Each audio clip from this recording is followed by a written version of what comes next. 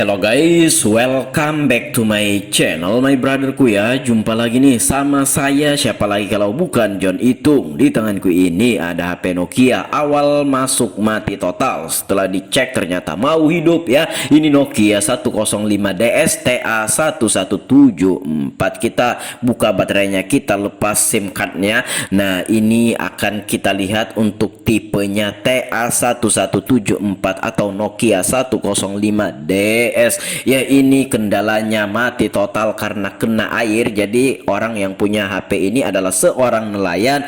Dia berperahu membawa HP. Dia naik perahu membawa HP dan HP-nya ini masuk ke air-air perahu yang di bawah itu kan. Nah kalau kita naik perahu, ada kan yang di bawah-bawahnya itu kan ada genangan air yang paling bawah itu. Nah HP-nya jatuh ke situ. Nah kemudian HP-nya ini dipakai katanya beberapa hari ya. Jadi dari masuk air, kena genangan air sedikit itu, diambillah HP-nya, dipakai beberapa hari, sekalinya mati, nggak mau hidup lagi, mati mendadak.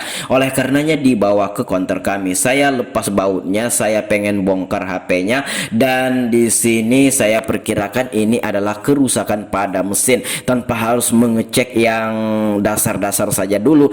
Sekalinya masalahnya sepele ya, udah terlanjur dibuka ya nggak masalah. Saya kira mesin yang konslet, sekalinya sepele. Nanti teman-teman lihat saja. Nah ini saya pasang kembali baterainya, dan di sini saya akan mengonkan atau mengaktifkan atau menghidupkan HP-nya, tekan tombol power, dan tidak ada reaksi apapun terhadap HP-nya ini guys ya. Oleh karenanya itu kita buka baterainya, dan feeling saya sih mungkin ya masalah pada daya baterai yang tidak mau masuk ke handphonenya ini. Nah pas kita desktop atau kita gunakan charger kodok yang ada indikator baterainya ada loh isinya.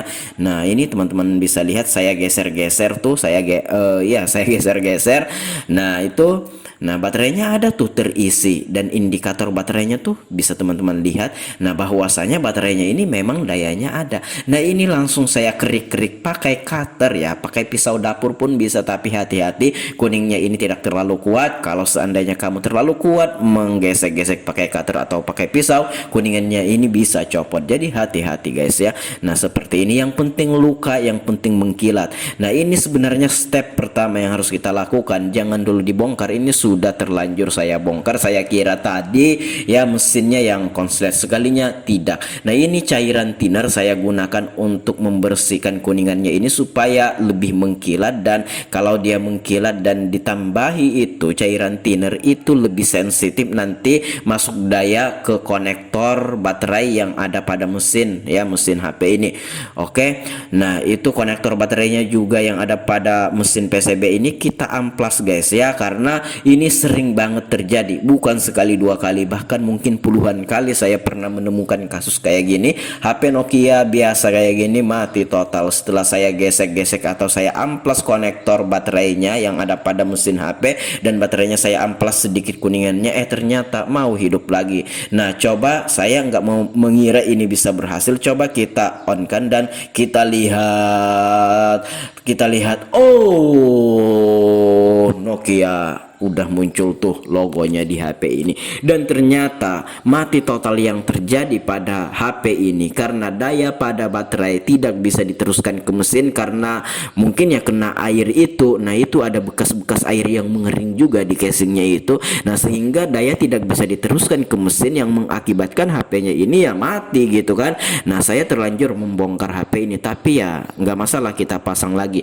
Nah di sini saya akan mengukur HP ini lagi menggunakan multitest meter, apakah memang konslet atau tidak. Nah seharusnya kita ukur dari awal, saya terlanjur membongkarnya. It's okay, nggak masalah, nanti kita pasang lagi. Nah ini teman-teman bisa lihat, nah ini positif negatif, ini negatif positif, tidak naik tuh jarumnya kalau kita balik ya. Nah ini normal ya, kalau kita ukur positif negatif naik tuh jarumnya. Pas kita bolak-balik atau kita balik ya, negatif ke positif, positif ke negatif, menggunakan multitest meter, tidak naik tuh jarumnya, dan ini normal mesinnya, tidak konslet ya. Nah Itu saya bersihkan lagi pakai cairan thinner. Nah kemudian saya kerik lagi pakai cutter supaya lebih sensitif lagi, supaya orangnya ini nggak datang-datang ke sini lagi, dan supaya tidak terjadi kerusakan atau kendala seperti ini lagi ya. Maka dari itu kita harus ekstra memberikan pelayanan terbaik kepada pelanggan ini guys ya. Oke, kita amplas lagi seperti itu, dan it's okay, selesai sampai di sini. Inilah masalah yang sering terjadi pada HP Nokia yang mungkin teman-teman bisa mengerjakannya sendiri. Pakai minyak kayu putih untuk mengganti cairan thinnernya, it's okay, nggak masalah ya. Nah untuk pisaunya, pisau dapur pun bisa, yang penting tajam, tapi ingat hati-hati jangan sampai nantinya pisau itu merusak kuningan yang ada pada HP ini guys ya. Nah oke, kita bersihkan pakai cairan thinner. Oke, kalau sudah di sini tinggal kita pasang aja semua. Kita bersihkan dulu karena ada bekas-bekas debu-debu ya. Kita bersihkan di LCD-nya itu, dan kamu nggak harus membawanya ke konter, dan ya nggak harus membuka bautnya seperti ini terlanjur. Oke, ini kita bersihkan juga. Kalau misalkan debunya itu terlalu melengket, gunakanlah cairan minyak kayu putih untuk membantu ya, untuk membantu mengangkat debu-debunya itu. Nah kalau bagian LCD begini, jangan kamu gunakan cairan thinner, nanti LCD-nya itu, kalau di LCD ya nanti rusak nanti LCD kamu. Nah pun kalau di kaca kayak gini jangan gunakan cairan thinner, nanti buram tuh ya kaca. Ini kaca, bukan kaca juga sih, plastik ya, plastik LCD yang ada pada HP Nokia ini.